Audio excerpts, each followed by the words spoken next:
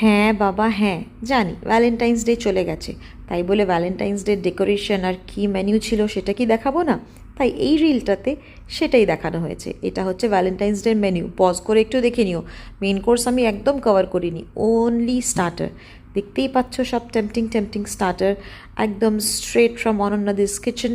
আর একদম গরমা গরম ছিল, ইচ অ্যান্ড এভরিথিং ওয়াজ মানে একদম tempting and hot, trust me.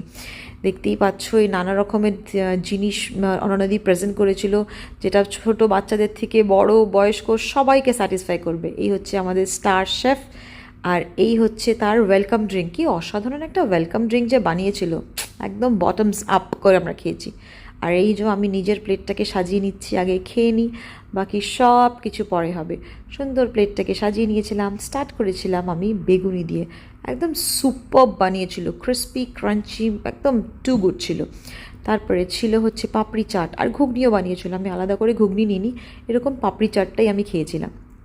তারপরে ছিল হচ্ছে ইয়ামি টেম্পটিং অ্যান্ড হট এই প্রন পকোড়া, যেটা আমি খেয়েছিলাম হচ্ছে গার্লিক সস দিয়ে।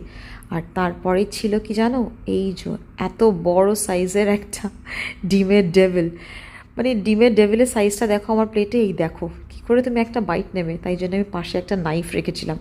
ওই নাইফটা দিয়ে আগে আমি এটাকে কেটে নিই, কাটার পরে দেখো এই লুকটা দেখলেই না আমার এখন ভয়েস ওভার দিতে গিয়ে আবার খিদে পেয়ে যাচ্ছে। মেনুটা ফাটাফাটি ছিল, ডেকোরেশনটাও ফাটাফাটি ছিল।